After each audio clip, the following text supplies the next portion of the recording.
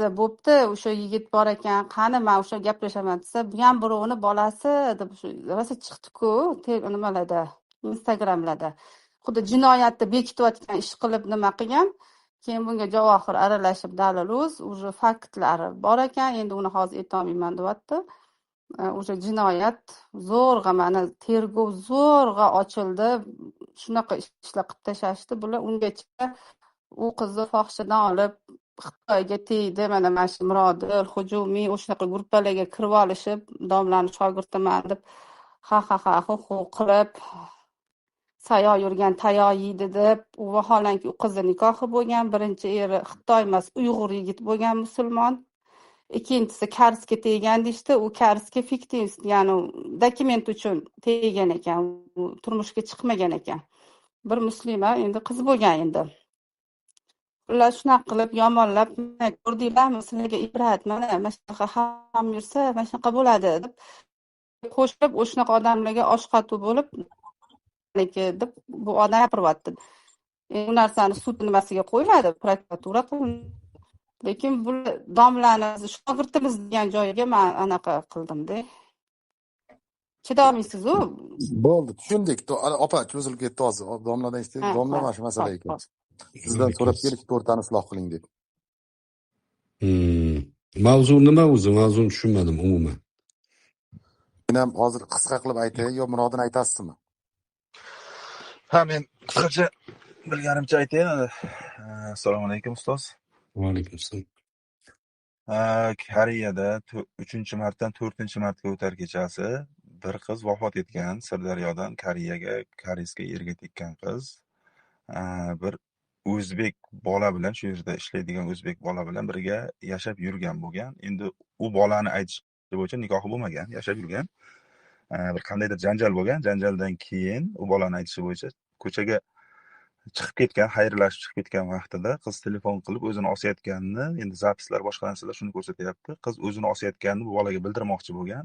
Xullas chopib kirishgan, bu yerlarda hamma joy zamoklar, kodlar boshqa bo'lgani uchun ozgina kechikib kirganda qizni osilgan holatda topib bir kishi tushirib olib, sherigiga telefon qilgan, u politsiyaga telefon qilgan, politsiyaga koreys tilini bilmagani uchun tushuntira olmagan.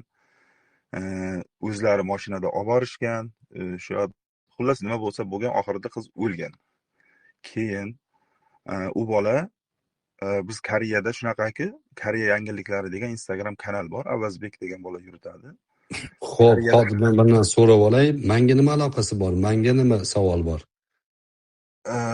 Sizga savol endi bu yerda juda masala chuqurlashib ketdi. Shuni bir isloh qilinglar degan ma'noda bir takliflar bo'lgani uchun shu yerga keluvdik-da, aylanib. O'zi o'ylab qarasa o'zi bu yerda yechiladigan masalaga ham o'xshamayapti-da.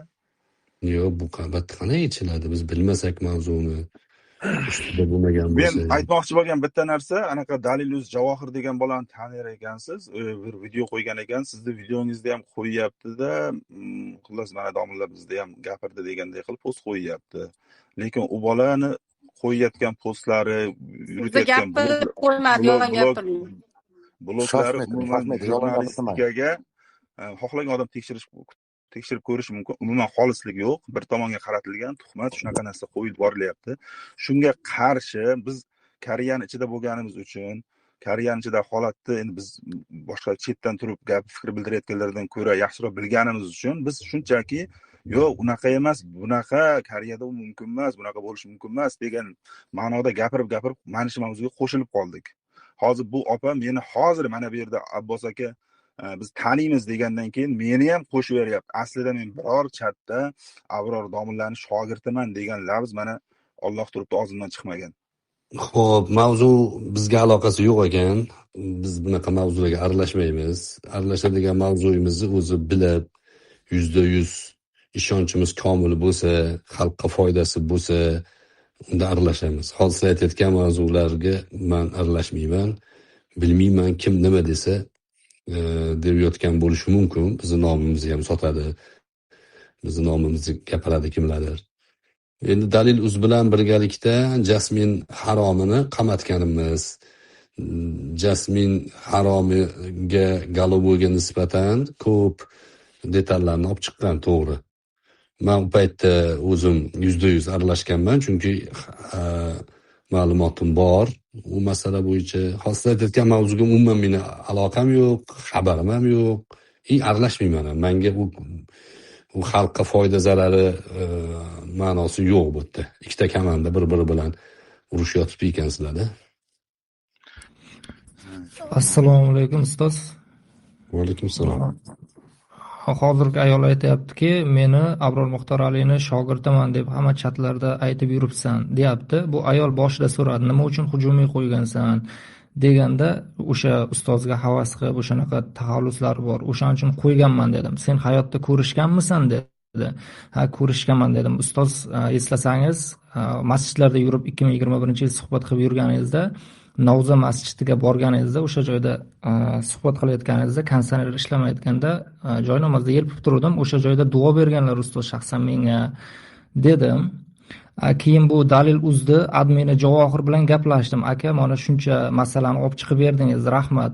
Endi bu yog'ini davlatda oxirgi xulosasiga qo'yib beraylik, kutsak bo'lmaydimi desam, u aytdiki, adolatli bo'lsa dedi. Aka, adolat siz belgilaysizmi dedim. Ha, men belgilayman dedi. O'shani keyin meni shaxsiyatimga o'tib ketyapti. Bular guruhida meni siz bilan tortishgan, bu bola dahriy deb gapirdi meni. Keyin bir guruh chatiga kirsam, meni ayollarga so'ktirtirdi. Aynan mana shu ayolning o'zi ham bor edi. Men sizga hech qanaqa nomingizni sotmaganman. Agar bu hujumiy taxallusini qo'yma, bu mumkin emas desangiz, men hozir olib tashlayman. Uni anaqasi yo'q, lekin Buga javob beryapsiz, opa sizga navbat beramiz. man tushunmadim mavzuni to'g'risi, nima haqida, nimaga bu mavzuga meni so'rayapsizlar. Yana qaytib aytaman, men aralashmayman bu mavzuga. Boshqa bir gapinglar bo'lsa, gaplashsak bo'ladi. Hozir shu odamning gapiga nima qilay, mana sal oldin siz kirmasingizdan oldin o'zim Abbos og'a bilan gaplashishga nima qiluvdim, sizni chaqirishibdi, men bundan bexabarman. Hozir siz meni dahriylikda aybladi deb boshqa ayol gapirgan gapni menga qip-qizil tuhmatni mana shu hozir ag'dardi. O'zingizlar kelishib olinglar. Bu bizning sahifamiz. Bizning sahifamiz u bunaqa mavzularga sahifa emasda. Ilmiy suhbat qilib, erkin e'tiqod mavzularini qilib gaplashib o'tiramizda. Mani nima qilayotganim, gapirganim уже tergov nima boshlanyapti. Uni men gapirayotganim yo'q. Mani da'voyim, gapirganim bu men murojaat etmaganman, xudo taqdiryapti. Bir bolani Bobirmi, bir bolani nimasida ham kirib gapirgan. Ha, men domlaning nimasiman deb gapirgan o'shanda. Shuni to'liq keting, unaqa joyda nima zam hokim degan joyda o'sha avazni o'sha opasini singlisi deb qo'ygan, astag'firulloh, o'sha Nuripanni xullas ona gul ekan, o'shalar bilan o'tirib, bular lichkasi nimasi ochib o'tirib, o'shalar bilan o'tirishadi, ham suhbat bo'lib, yana bu yerda domlani nimasiman duo olganman deb, men bitta mullani yoqman qilganiga men shunga gapirdim. Rahmat, odam faqat biz nima yordam qila olishimizni domla so'radi. Domla, bizdan nima istaysizlar dedi. Bittalaring chiqinglarda, domla mana shunday qilib bering deylar. Domla aytadi, meni vakolatimda bor, meni yo'q, men aralashmayman, uni aytadi. Bo'lmasa bunaqa siz 1000 ta voqeani aytganingiz bilan aralashishga haqqimiz yo'q bizda. Yo'q, tushundim. Men aytayotganim nima yordam? Bizdan nima yordam sizlarga? Aytinglar mana fikr. Yordam hozir men bitta Lola o'zi turgan edi, o'sha chiqib ketibdi shekilli, yo'q, otib bordim internetda. Lola o'zi turibdi. Ochi o'shalar gapiradilar. Bu odam aytadi, axir bizlar mana bu masalani hal qilib beringlar bizga deydimi? Bizga bu voqealarda aytgani bilan biz bir tomonda eshitib turib, domla hech qachon bir fikr bildirmaganda akalar. Maqsad Karimovni ochib yuboring aka. Unda subyektiv marketing ochasizlarmi shu bor? Subyektiv. Mayli, hammani ochaveramiz. Domla, ruxsat bersangiz ochaman. Xo'p. Domla.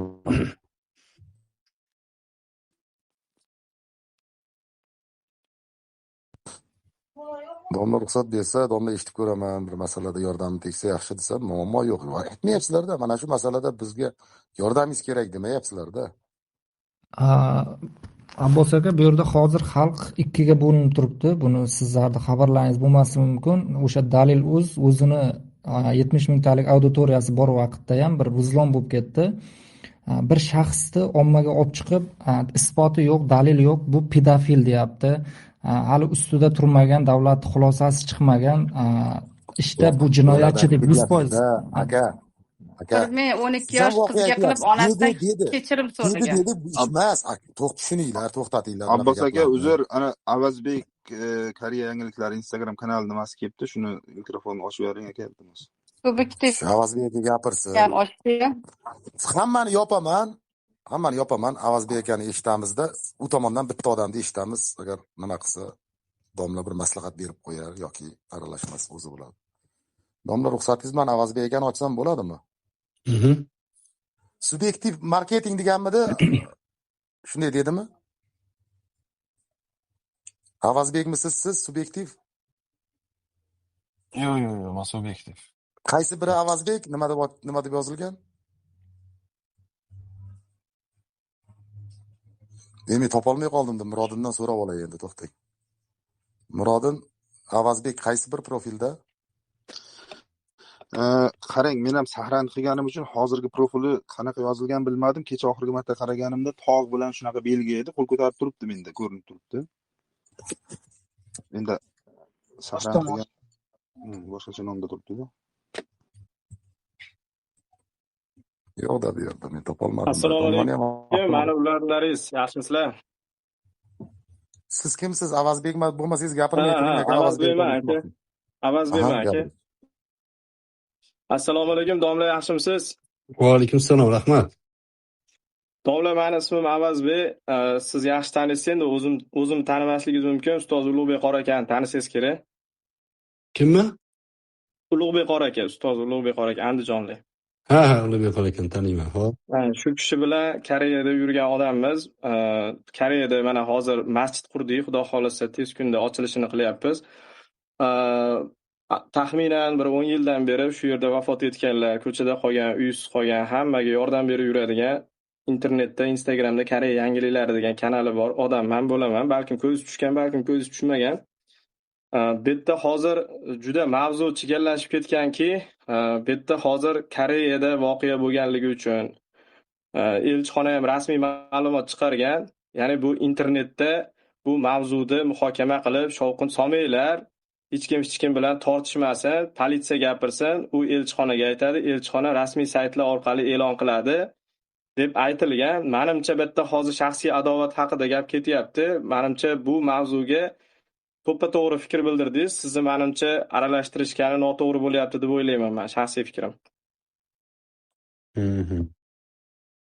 Bu yerda hozir tushunmovchiliklar juda ham ko'p. Avvalo bu yerda qonun gapirish kerak, politsiya ochiqlab berish kerak. Undan keyin sud orqali hal bo'ladigan ishlar. Bu yerda hozir gapirganingiz bilan baribir hamma tomon o'zini haq deb o'tiraveradi.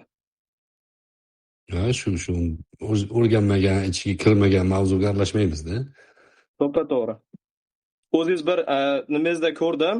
Sizni primoy efiringizda xuddi kimdir shu savolni berdi. Domla, Koreyadagi bo'lgan voqeaga nima deysiz, deyodingiz.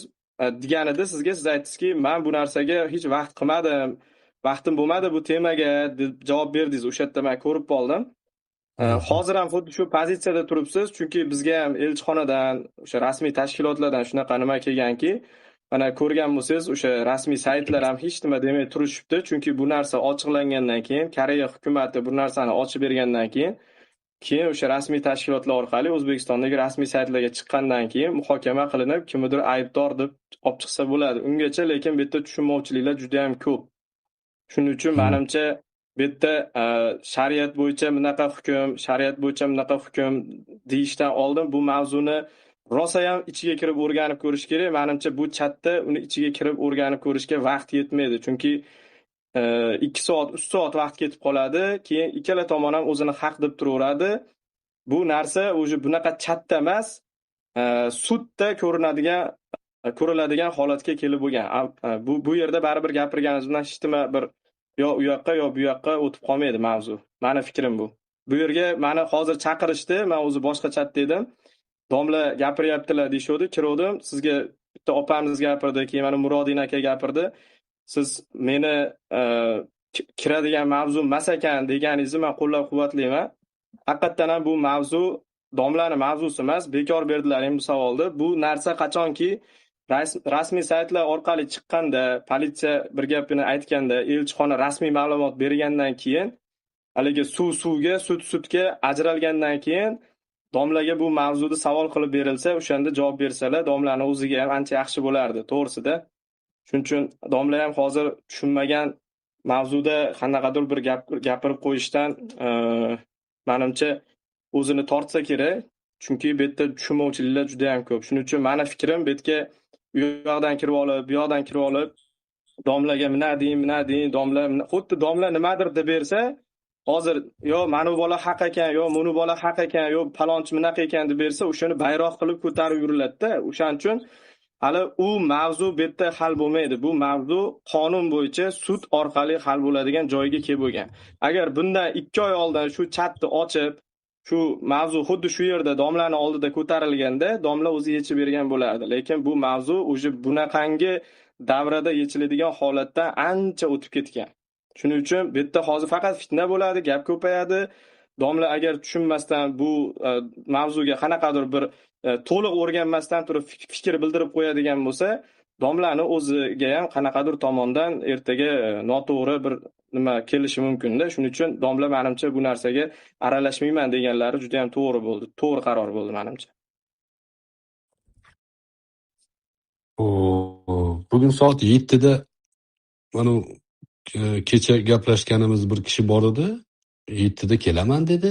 7dan beri o'tiribman. 7, 8, 9 bo'lyapti. 2 soatdan beri o'tiribman kecha bergan lokatsiya bo'yicha. U yerda yo'qmi? Abbos topmadinglarmi ularni keyin? Men telefon qildim, ko'tarmadi. Endi qilmayman ham. Chunki kelmaydigan odam bir og'iz aytish kerak edi, meni kutmanglar deyish kerak edi. Bularda shunaqa yana bitta isbot bo'ldi domla. O'g'il bola deb o'ylab bizda. Shunaqa mayli endi. Xo'p. Koreya mavzusi to'g'risida bir narsani aytayin mayli. Meni o'zimning gapim emas. Bu mahkama masalasida musulmon odamni axloqiga tegishli narsa shu bo'lish kerak. O'zi ko'rmagan, o'zi eshitmagan, taxmin va gumonlarga asoslangan mavzularga musulmon odam kirmaydi, aralashmaydi. Payg'ambar alayhissalomdan hadis bor. Min husni islamil mar'i tarkuhu ma la ya'nihi degan. Kishini islomini go'zalligidan o'ziga aloqasi bo'lmagan mavzuga aralashmasligi. Ya'ni molo ya'niga aralashmaydi, maqsadsiz narsalarga. Endi mahkama masalasi, bu yerda odam o'lgan. Uni sud hal qilish kerak. Shubhali narsaga aralashib qolsa, ertaga javobgarlikka tortiladi. Dunyoda ham agar qo'lga tushmasa, oxiratda ham javobgarlikka tortilib ketadi. O'shaning uchun yo kimdadir mavzuga aloqador, kimdir qotil bekinib turibdi, guvohlari bor, qo'lida sharoiti bor, imkoniyati bor, u qotilni topishlikda yordam bersa bo'ladi. Lekin masalan zino masalasini ham gapirilyapti bu yerda. Unga o'xshagan narsalarda 4 ta guvohi bo'lmasa, o'zi ko'rmagan bo'lsa, bu narsalarni palonchini o'ynashiydi, pistonchini anaqasida edi degan gaplar bilan ayblash ham to'g'ri emas. Ayniqsa o'tib ketgan odamlar to'g'risida. Biz musulmonlar o'zaro bir-birimiz bilan agar foydali mavzular bo'lsa, bahslar qilsak mayli bo'lar. Lekin foydasi yo'q. Ikki taraf shaxsiy adovati, shaxsiy qarashi bilan bir-biriga qarshi men yengaman seni qilib janjal qilishi to'g'ri emas. Endi mana shunaqa masalalarga deyarli aralashmas edim. Eskitdan ham o'zi shu. Ko'p odamlarning ichida shov-shuv bo'lgan masala, Sherali Jo'rayev Alloh rahmat qilsin, masala